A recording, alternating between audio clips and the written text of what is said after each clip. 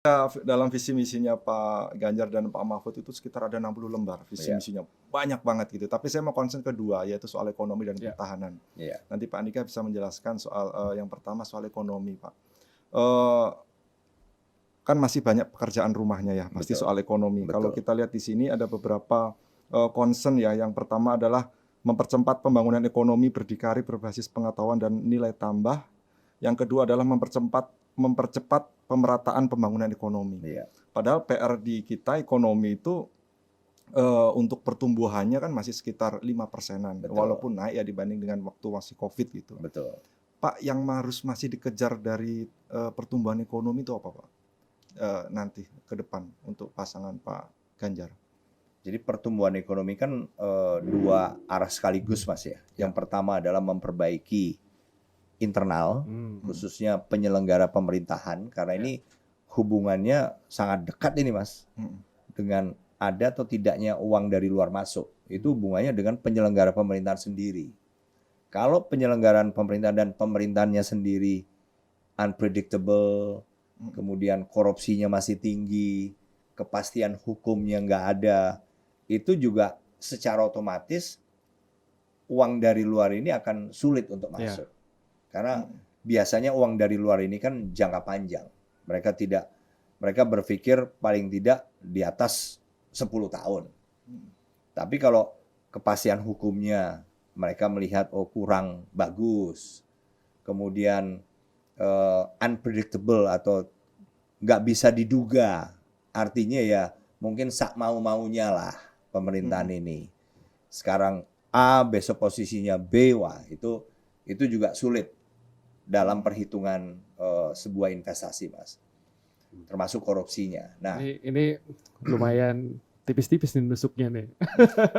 ya karena memang itu, Mas. Kondisi sekarang memang seperti itu ya, Pak ya? Iya, kalau korupsi sendiri kan juga ini lebih parah. Oke. Selama 3 tahun terakhir ini nilainya lebih parah, lebih buruk lah. Walaupun penegakan hukum terhadap yang korupsi itu juga dilakukan, tetapi ini kan penilaian institusi-institusi World Bank, kemudian International Transparency, yang juga pasti pakai data, kan gitu, Mas.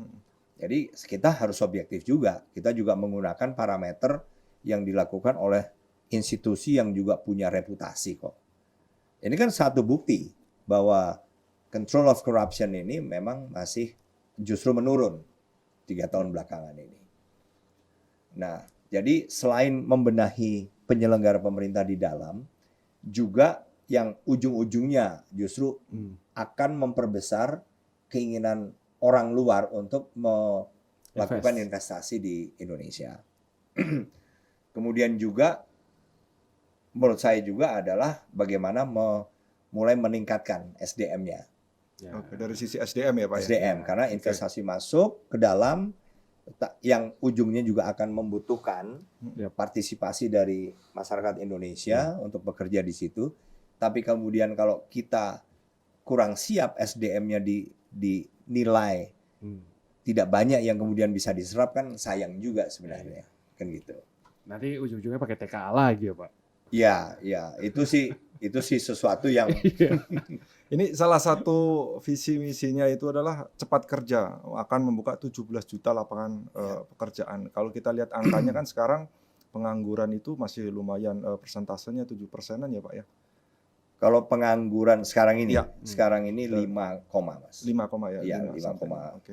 Nah, artinya nanti secara realnya, karena kan masyarakat bawah taunya kalau misalkan ada pergantian kepemimpinan, pasti yang disorot adalah soal harga-harga bahan pokok. Yang kedua adalah lapangan pekerjaan baru.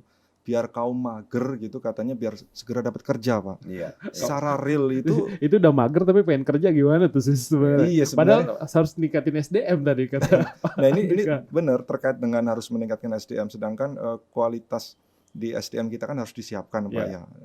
Dengan target 17 juta lapangan pekerjaan ini apa, Pak ya, sektor-sektor yang perlu digerakkan agar tercipta 17 lapangan pekerjaan itu sesuai dengan visi misinya ini, Pak? Ya, satu jelas tadi, Mas, uang masuk dari luar itu menurut saya sangat besar pengaruhnya dengan tersedianya lapangan kerja, bertambahnya atau berkurangnya lapangan kerja. Karena sebetulnya kita itu punya potensi. Hmm. Nah, saya menyampaikan punya potensi ini karena kan kita lihat dari Singapura sendiri. Singapura ini menjadi tujuan nomor 4 terbesar di dunia orang nyimpan uang atau invest. Yap. Nomor 4 loh Mas. Nomor 1 adalah Amerika, nomor 2 adalah Cina. Amerika itu ada 23% Ya. kira-kira. Kedua itu Cina, itu kira-kira 11%. Kemudian Hong Kong 8%-an. Kemudian Singapura. Singapura ini sekitar 6,5%-an. Bayangin Mas, Singapura ada di wilayah yang tidak jauh dari kita. Indonesia. Iya. Ya. Apa yang menyebabkan Singapura begitu menarik? Padahal kalau dilihat dari misalnya sumber daya alam, market size, Iya. market size itu ukuran pasar di situ Iya. kan sangat sedikit Mas penduduknya. Sebagai sebuah pasar justru wah sangat kecil. Iya, benar. Tetapi tadi Mas, penyelenggara pemerintahannya ini Ya. memang sudah luar biasa. Oke. Udah sangat bersih dari korupsi. Iya. Kemudian SDM, tapi SDM ini kan dari penduduk yang cuma sekitar berapa? Kayak di Jakarta kali ya, Pak ya. Kenapa? Kayak di Jakarta kan Singapura itu kan. Oh iya, Ini cuma lebih kecil bahkan dari Iya. Jakarta. Gitu loh Mas. Mm-mm. Tidak lebih dari 5 juta penduduknya. Nah, jadi itu yang kemudian bisa tiba-tiba membuat orang tertarik. Terus predictability. Bisa sudah diduga Ya. transisi pemerintahan. Nggak ada yang kemudian tiba-tiba kaget gitu kan. Nggak ada. Itu ukuran Mas dalam sebuah investasi.